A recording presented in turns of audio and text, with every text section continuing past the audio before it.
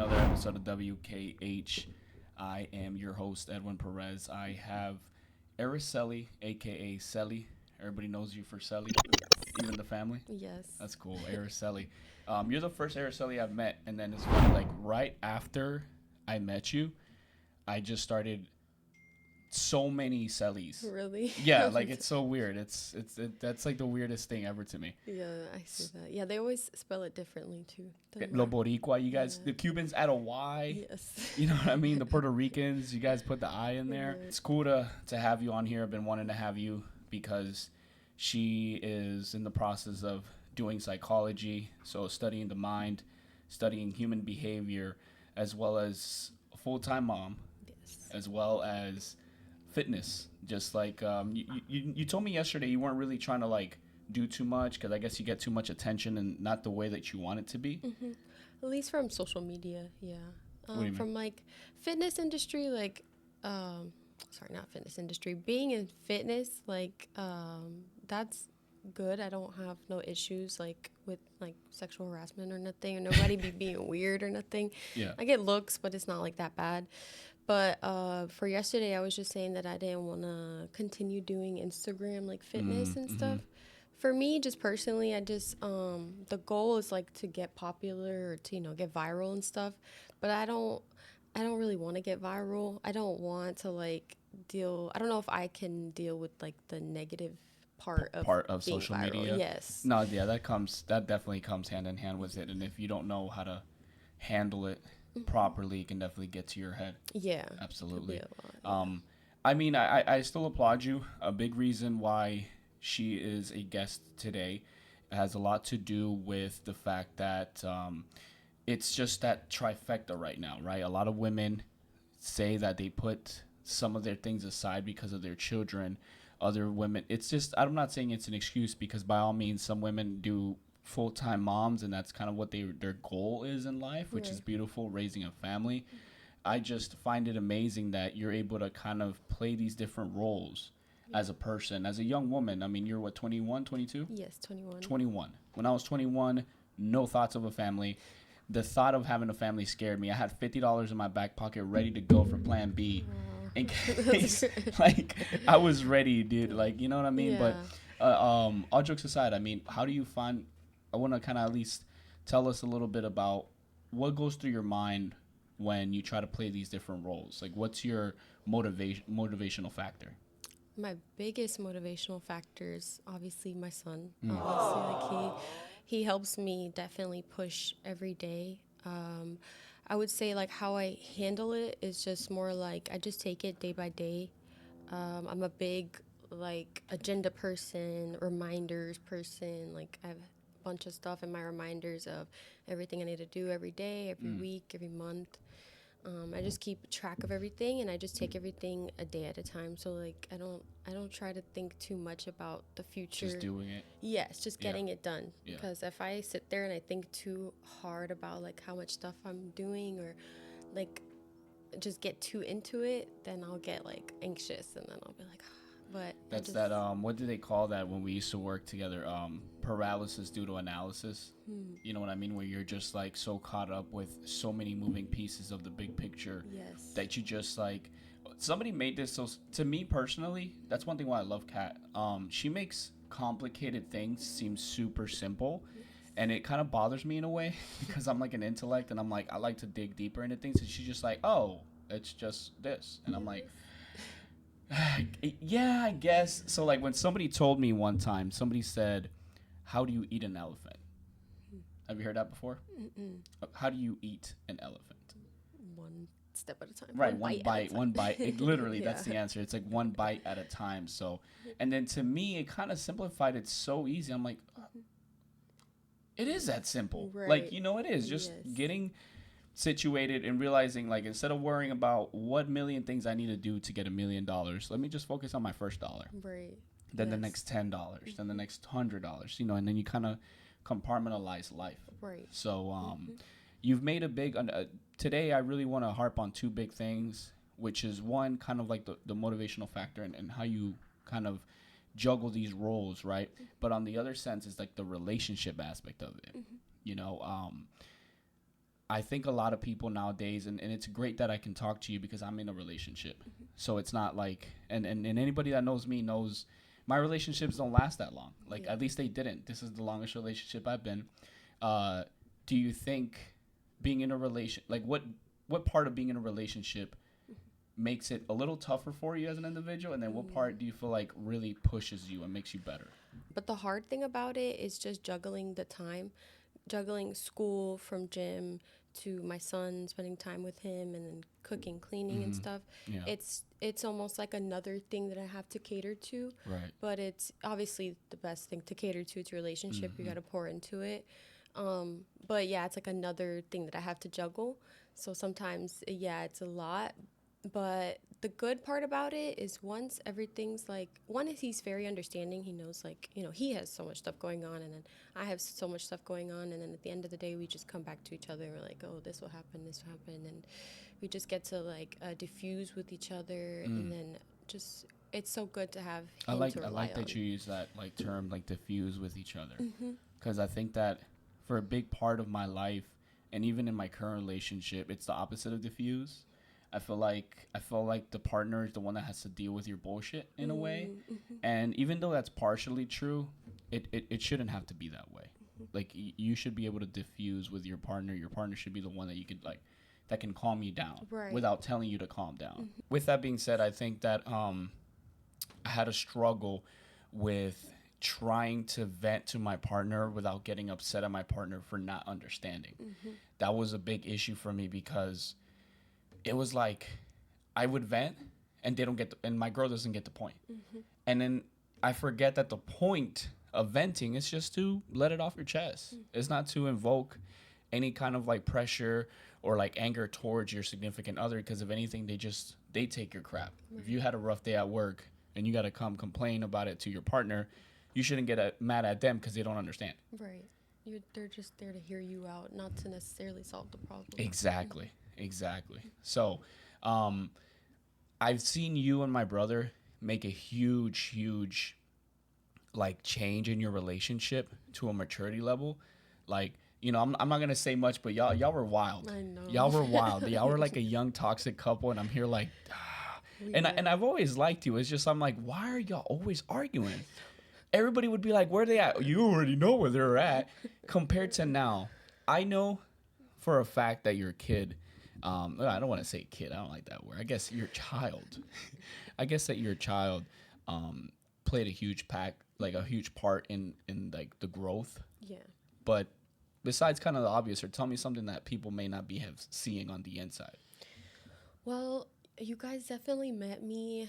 Y'all met me when I was 17, and I had gone through my dad had passed away when I was 15, and that was just a whole roller coaster of like things and emotions that was going on and just chaos in my life. And then I was in Miami for a few, and then I went back to Jacksonville and lived with my grandmother, and then that's when I met Frank. Okay. And so it was like it had been 2 years, but it was still fresh in my feelings. And I think that whenever you are in love with someone or you have a relationship with somebody, you have to put everything on the table, everything you've gone through, everything, all your wounds and everything. And I think that was just a lot for me. And I think that it, coming from like, you lose the trust with your family or with your parents because of stuff that goes on. Right. You have to like build that trust of others and yourself. And then we also had our past of like, he was not the most loyal in the beginning. And, Right. and so it was like we had to go through so many things and obstacles, but on that defense, because I know him very well, and it's very interesting to talk about this. I think we're talking about the ego and how for a while he was a very insecure kid. Then he started losing weight, started going to the gym, kind of started like taking care of himself. Yes. And that boy went from like a 6 to an 8 in his head, like almost literally overnight. So that's like the first thing of the ego. I think it wasn't even just loyalty. There wasn't even any loyalty to himself. Right. I feel like he was still trying to figure himself out. Yeah, he was. So in the man's part, I think that ego plays a huge part in our lives. They Like do. for men, I think for women it's more emotional. It's both egos, but men are more like, what did you say about me? Or Right. like you're always trying to prove yourself to somebody. Women are more like on the defensive. Women are more, I don't, I might take that shit the wrong way. Right. Right. You know what I That's mean? true. So yeah, Yeah. that's cool that you can see that. So what do you feel like, okay, what started changing? Definitely. In the beginning, like it was us, like him actually learning how to be like loyal, I guess. Like him actually, because he was a kid, you know, he's a teenager. He doesn't. All teenagers and all young adults, I feel like, have to go through this. Like a guy always has to go through this, like learning. I can't. I don't want to say be No, it's okay. trained, but they Say have to be like trained. Oh Like they got just a no. little bit. Just a little Yo. bit. That's crazy. Like I kind of get, no, go ahead. Talk your shit. Talk your I shit. feel like if you're not in a relationship or no one like trained you correctly, as far as like as long as being loyal to a girl, like that's the only part that I'm talking about. Like if no one trains you into that, you won't really know. And you know, it's like a thing in young men where you know you look at girls, how many girls you have. This like it's already like a stigma and thing that happens. So Yeah. they have to like grow out of that. So him just doing that. And then me just learning to really trust him because at a certain point, obviously, he was really actually being loyal to me, and it was my own head, my own fears, my own Yeah. wounds that I couldn't overcome. That's amazing that you can admit that because, by the way, I think that a lot of women won't. They can't. And they just say, oh, like, if, you know, if a man cheats once, shame on me, and shame on you. If he cheats twice, shame on me, kind of thing. And it's like, you also, the part why it's shame on me is because you chose to be with this person. And then not a lot of people grow the way you did. And you're 21. Like, people are figuring this shit out in their 30s. Yeah. Like, where it's like, oh my God, you know, maybe it was my personal insecurities. Maybe he just was, maybe he really was asking that waiter for another napkin. Right. You know, because like I even remember, and I'm glad you say that because I'm open to share it with you. I remember when you were a little, like, there was times where I get it. You were like, you would check him and I'd be like, ooh, you fucked up. Yeah. But then there's times where I'm like, whoa, like, Right. no, it's not like that. I promise. Like, dude, trust me. Like, you know, Yeah. so it's really cool that you can kind of like see yourself above that in a way. Like, I think a lot of us fail to see ourselves outside of ourselves, if that makes sense. That's So true. people always think self-awareness is looking within, which it is, but it's also looking outside Right. of yourself. Like, how do you see yourself outside to the world? Right. Exactly. How do You other know? people perceive you? Right, right. Because they say perception is reality, and I agree to that to a certain extent. I agree with that to a certain extent because there's, if I know that I'm walking at night and I see somebody with all black, I don't care if you're white or black.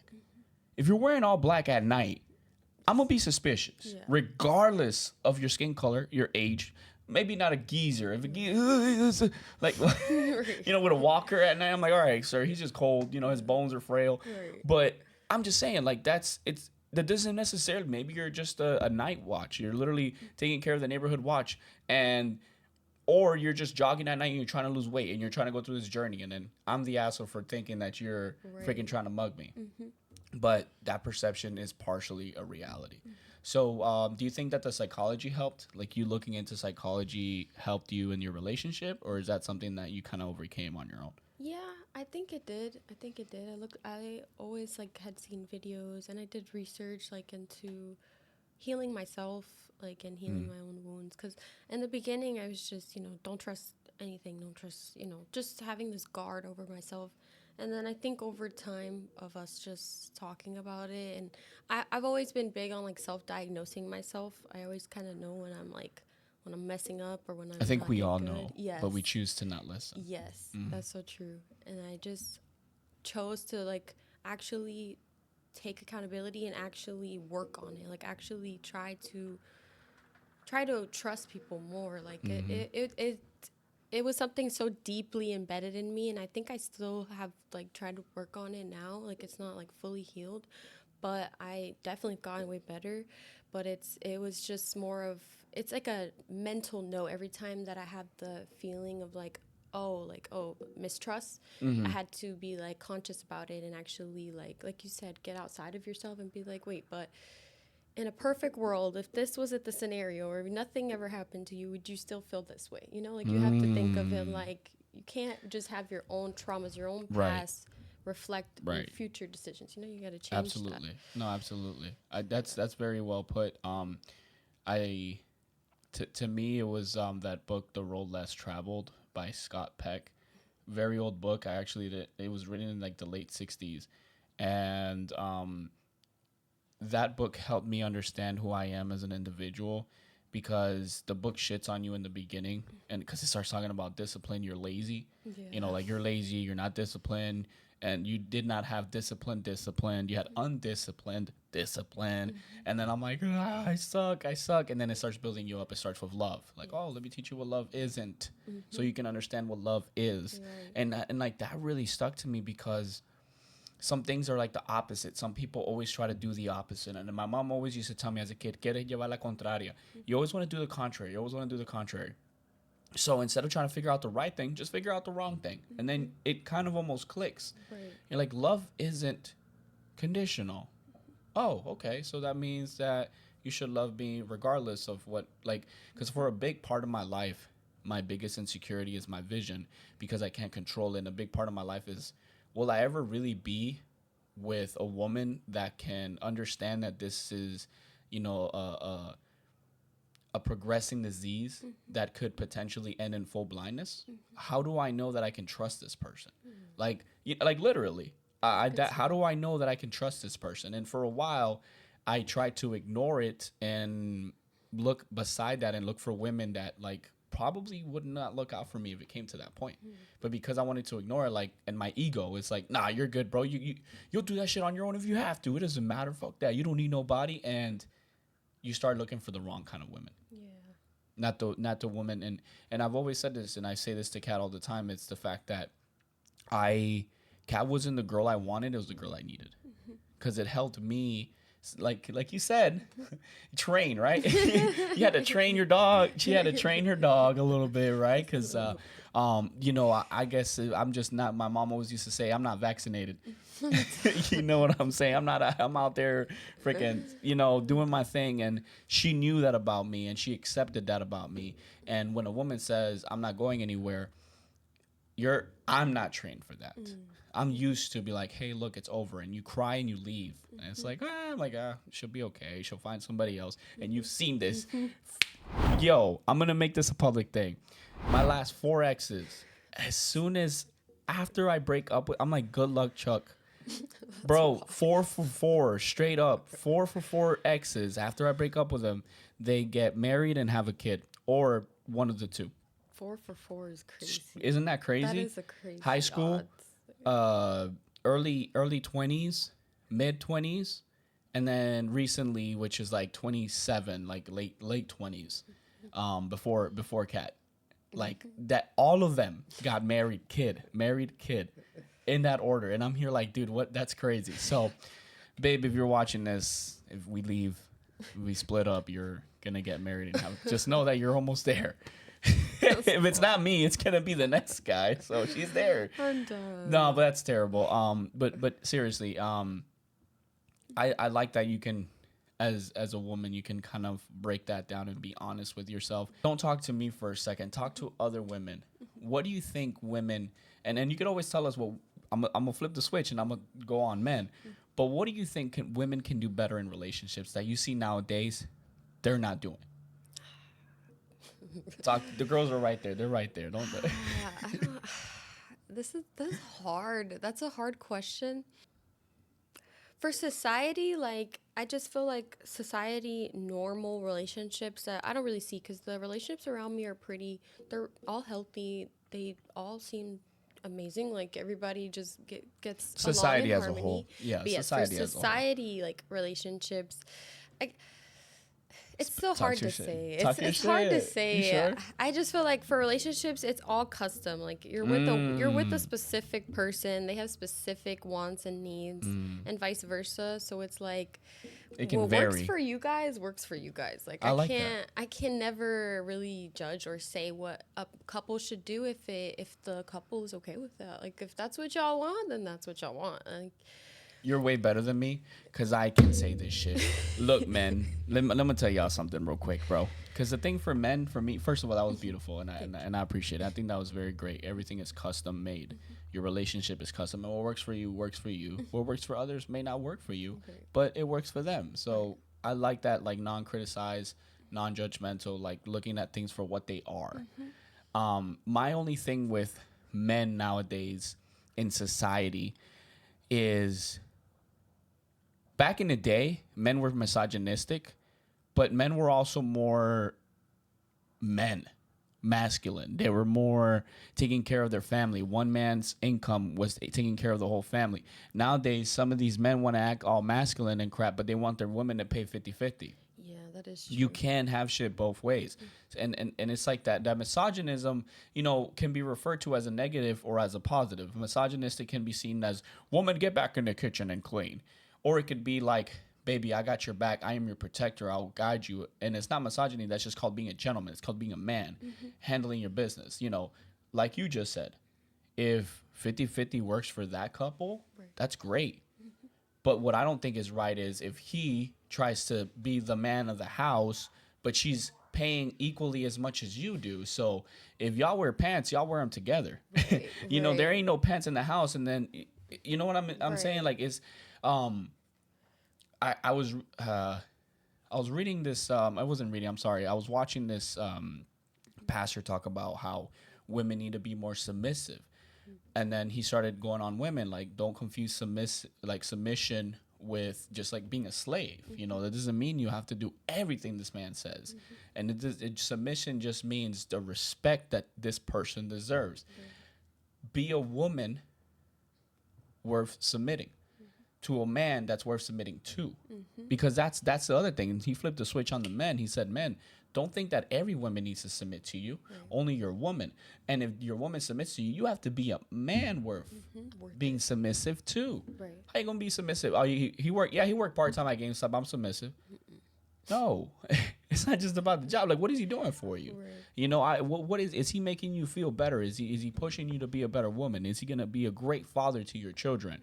You know, that's the role of a man, I think. And it's not just like, again, what works for other people. I've seen some women that are more dominant than men, and they handle the business, they have the careers, and that works for them. Right. Great. At least for me, I always told my girl, it's kind of like to me, it's like a trial period. When we're not married, you're proving yourself to me that you are going to be worth me paying everything for. Because I told Kat, you're going to be working now, but not forever. I want you to work, but so I always want you to work on yourself, on you.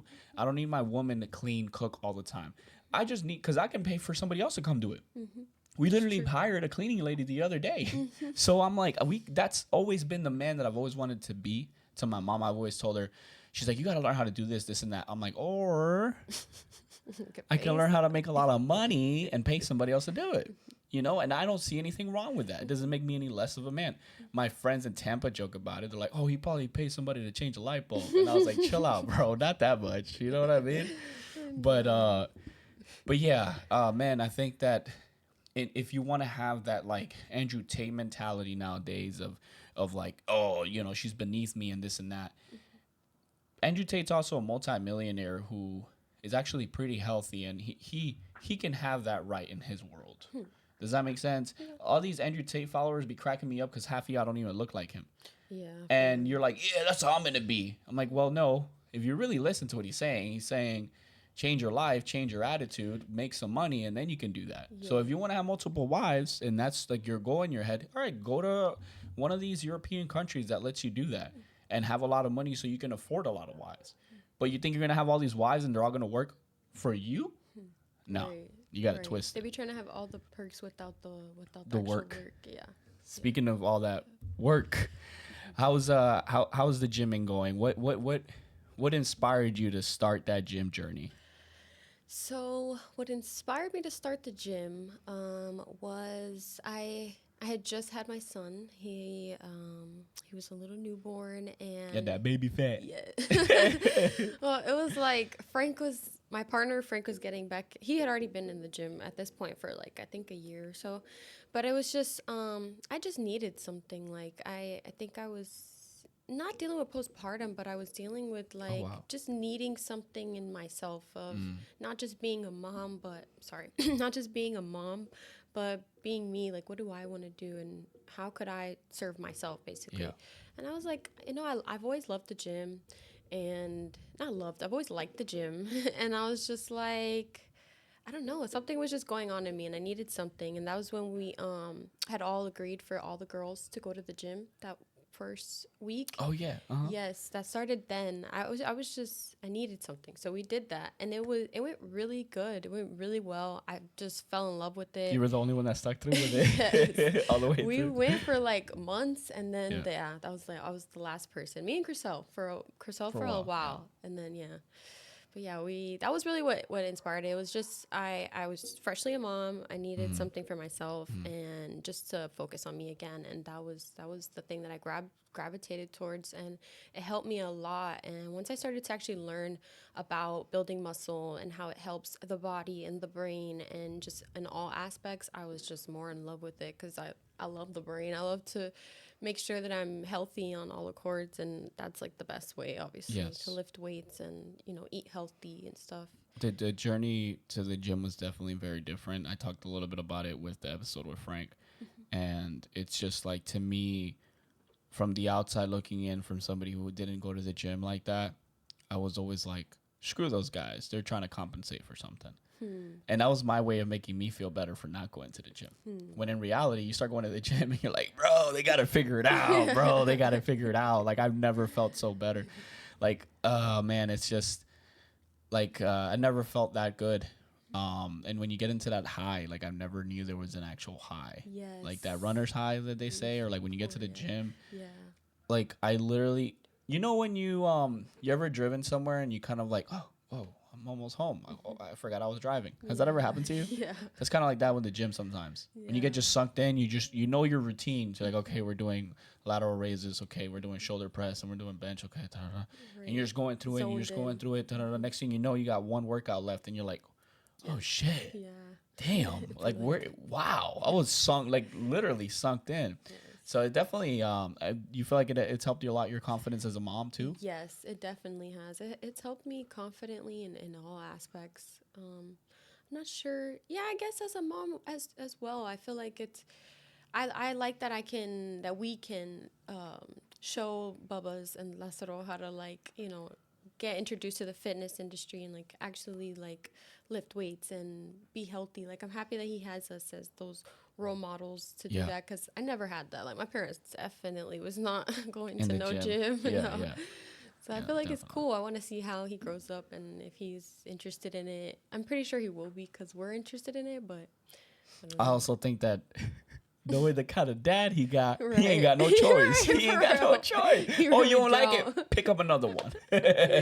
15 reps Yeah, now. right, right. Yeah. So no, that's beautiful. I'm proud of you guys on your success. I mean, Thank you. Franklin, I want to have him back on here so he can talk to me about the wholesaling that he's doing, just the grinding. You as well, getting into school. So you're working on your bachelor's, right? Yes, I'm in undergrad school right now, working on my bachelor's. I'm about to finish my first semester, I think. I don't know Yeah, if it would it's a be your year or first first semester. Yeah. semester. Okay, yeah, No, it's first your first semester. semester. Yeah, in like 2 months. I'll finish that in 2 months. And then yeah, and then I go back in the fall, in August. Yeah, that'd be yeah, nice. That's Yes. awesome. That's awesome. How do you like? Are you so? Based on what you told me, it sounds like you're pretty organized overall. How do you manage that time? Like, how do you manage your work time, baby time? Well, work I'm at school, but like school time, baby time, and then kind of gym. So on Mondays, so I work out Mondays, Wednesdays, and Fridays, and I usually go in the morning. I just go at like 10 a.m. Once I come back from the gym, I do school. I work on usually, I have 5 classes right now, and Damn. yeah, usually every class has about like 2 or 3 assignments depending on the class. Some have more, some have less. So I'll do about like 3 assignments a And all these day. are these like reading assignments, or there's there any videos and stuff? There's videos, there's reading, there's lectures, there's you have to watch certain movies and like certain websites, articles and stuff Nice. like that. Okay. Yeah, like for my American government class, they give me the most work. I have a quiz every week. I have Sounds like college. Sounds like I college. have You're in UNF, right? yeah, UNF. Yep. Nice. I have a supplemental reflection, which is like a 300 word thing about a movie that you're supposed to relate the movie to the lectures that you watched during the week. Okay. Then you have a media analysis where you go on multiple article pages where you'll collect a story, like pick a story, and then go on multiple article pages and get as much information. So what's your ultimate goal with this? Is this there's a psychology degree? Well, bachelor's in psychology? Yes. Mhm. Okay. Yeah. And then how do you plan on using this? You want to have your own practice? Do you want to work with with children, like adults? Like, do you know what your niche is going to be? I want to go into. I said like my end all be all is like forensic psychology because I'm really interested in just the You want criminal to, mind yeah. side of. So you got to watch Dexter. You got to Yeah. continue to watch I Dexter. know. I've been watching it. It's pretty good. It's yeah, really that's good. crazy. So Yes. interesting. Yes. Forensic psychology. Yeah, that's like the part where the one I want to go into. At first, it was like child psychology, but yeah, now I'm more into like the forensic psychology. I actually just picked my minor, which is in criminal justice. So Okay, how so that you goes. kind of want to dig deep into their minds and how they work and how they Yes. process. Yes. That's How interesting. it differs from a normal person. Yeah. You know, not to go super left with this one, but that's kind of how, like, this is gonna sound really weird, so I'm sorry. That's kind of like how I feel about pedophiles. I want to like dig in, like what kind of messed up, besides like the obvious of trauma. Like a lot of these people have traumas, Right. and that's why they now inflict traumas, and they're like messed up in the head. Like people always say kill them. I'm like, no, wait. Before you kill them, let's figure out what's going on in here. So then that way we can find, not necessarily, maybe even a cure if it's considered a disease, right? Because it's like, just because somebody has a disease, should we kill them? It's if it's their fault, you know. And again, there's obviously, I'm not gonna get into it because there's so much like obvious on why it's wrong, but Right. again, it's just more of Trying to, like the study their psychological, brains. exactly, Yeah. more of the Like what's psychological side of things, not just a justifying kind of way, because Right. more of like a, you know, you don't justify murder. That doesn't mean you can't be interested in a murderer's mindset. Right. What creates this so we can stop this from happening again? Yeah. And that's always how I seen it. And the only person to really we ever got into a deep conversation was my psychology teacher, because she felt the same way. My psych teacher back in high school, she was always like, yeah, that's always interested me too, but it's a touchy subject because not a lot of people want to support somebody studying a pedophile. They rather put them in jail, they rather lock them up, but then you're not fixing the problem. It's just like, it's like wheats, you know what I'm saying? You want to find out why they grow on the, how is it that this wheat grows, and then they made wheat spray. You know what I'm saying? But if you didn't study that, what are you gonna do? Just keep chopping them up when they come up? Can't And then create a solution. you can't create a solution with that. So yeah, it's pretty cool for forensic psychology. But that's awesome. Very proud. You got any advice on anybody that's like a young adult, or that's trying to do their thing, or not even anybody that you might feel that could hear from you? I would say the best thing to do is to have a schedule. I feel like having a schedule helps me a lot. Like if you have like a busy life, it's easy to like manage everything through a schedule. I'd say, you're young, or if you're young, sorry. Yeah. If you're young, like you have time, don't overthink, don't like stress about the moment at any time. You're young, old, whatever. Be present. I think that's like the biggest thing is just to always be present. Don't let moments pass away because then they're just memories. And then, I feel like being a young mom, I see that a lot. Like my Watching son is him grow only, up. yes, Yeah. he's only 2, but it's like so much time has passed, I feel like, and he's had Growing already so up many very quickly. phases. Yes. Yeah. That it's like, I want to like grab every moment. That's awesome. That's awesome. I made a TikTok about that the other day because we were in our vacation. Remember I was telling you we were in Tennessee, and then we're like, yeah, next year we got to do this and we should go here. I'm like, yo, like in my mind, because I was falling. I'm not like different because I was, doing it too. I'm like, oh yeah, we should go here, we should go there. Oh, we should do this next year. And then I look outside the window because we were driving to our next like location or whatever. We were going to like the next bar or whatever we were doing. And I look out the window and I see the snow. And I'm like, bro, how often do you see snow? Right. Be present, even if it's just in this car ride. I roll the window down. Everybody's like, oh, it's cold. I'm like, no, bro, it's fresh air, guys. Like, yo, we're all wearing jackets. We're going to be out in the cold to drink. Right. Just chill. Like, Right. just pull the windows down. And then I had a moment with myself when I was like, damn, like, why can't I be present like how kids are present? Kids are the most present creatures right now, or I guess in the age of being a child, you are the most present because they're not worried about tomorrow. Your son wakes up today, he's feeling great, he's ready to play, he's ready, he's like, yeah, I can't wait to do this and this and this now. Not like he's not gonna be like, oh man, tomorrow my mom's gonna bring pizza. Right. He's not worried about that. They're more present, and I agree with you a lot on that, especially somebody. I mean, I'm 30 now and I live my 20s. My biggest advice for anybody in their 20s, like you just said, is scheduling, is take your health very, very, very, like, make it a priority. Because I think what happens is you put it aside because, like, your body is naturally at its healthiest, that you're like, I could fucking down 6 Coronas and 3 slices of pizza and be okay. But it'll catch up to you. Yes. Speaking from experience, my ass got fat. And not just the fatness, is just in general, like I could see myself slowing down. I'm like, hold on, that's what pushes me to be, I'm on my peak in the sense of like the age. If I live to 90, this is my peak. Like I'm about to hit peak at 35, and then it kind of starts like plateauing till your 40s, and then it starts going downhill from there as far as health.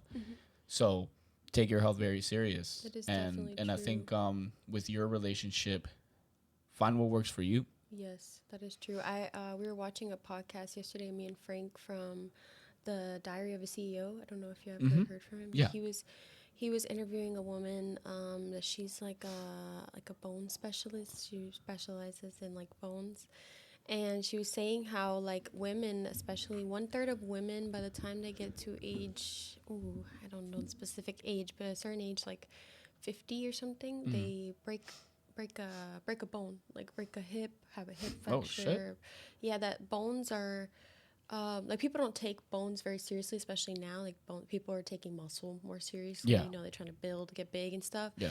But she was basically preaching about bones and how you need to do at least a daily activity, at least once a day. So, but at least like a couple days a week, at least 3 days a week, some Yeah. sort of activity where you're actually Active, moving around, getting the Yes. joints moving. Yeah. because it's a big issue right now, which I didn't know at all. The arthritis ain't no joke, girl. That shit For crazy real, as hell. yes, that they get osteoporosis. Wow. It's more common in women too. When they Dude, women have it. I ain't gonna lie, y'all. Y'all have it crazy, bro. Y'all gotta worry about like 84 diseases. Men just have high blood pressure, heart disease, and fucking prostate cancer. For real. Like honestly, I feel like that's the 3. And then and we do dumb shit. So I feel like that's what we do. Yeah, we do. You guys outlive us, but you guys outlive us with like 64 diseases. You know what I'm saying? That you overcome like throughout the years. That is so true. Like man, it's just you women are very resilient. We're almost at the end of the episode. Anything else that you want to talk about, or do you want to speak out to? I would say definitely just you did say a big one, health. I think a lot of people need to take health more seriously. I think now it's like a trend to be like, going to the gym, eat your protein and stuff like that. Yeah. I think that, it definitely should be taken seriously from all ages. I think information just travels faster nowadays. And for us, I mean, I'm just looking at it. There were 6, like you said, my little sister was going to the gym with you for a while too. And for a 16-year-old girl or boy to be going to the gym as consistently, to me, it was rare when I was 16. I mean, like personally, it wasn't like out of 10, you line up 10 kids, out of those 10, maybe 2 or 3 are like, maybe 2 or 3 are buff, or like, they go to the gym, like they play a sport. Yeah. But outside of that, everybody else is just kind of like average. You know what I mean? And then in both schools, and I'm talking about whether I went to the rich kid school or like freaking Hialeah.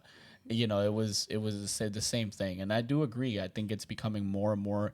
I think we're becoming more aware as a society Yes. about our problems, right? Which can be a great thing because we get to be aware of our problems and we get to solve them. Right. The hard part is don't get so consumed. Yes. Don't You know? overthink and over. Yeah, like, oh my god, I can't eat Cheerios because it causes cancer. Right. Like, just everything is with moderation. And the big thing is, honestly, Sally, like, you spoke very well today about, like, I'm still stuck on the thing that you said, custom. Like, every relationship is custom. Every human body is custom. Yes. So the way some things might work for them that may not work for you. Because of my vision, I don't go to the gym because I have to depend on people that go to the gym. Not everybody goes to the gym at the right times that I can. So it overlaps. So what works for me? Walking. Walking is going to help me lose my body fat. And then eventually, once I have a consistent schedule, we can start going to the gym consistently to just start building that muscle mass, right? But again, what works for me may not work for you. Right. So everything in life is custom. Get custom to the customs. Yes. Well, thank you for coming. I appreciate it. No It was a problem. really good conversation. Thank I really do appreciate it. Just kind of goes to show that, one, you can do anything that you want. I mean, you're a mom.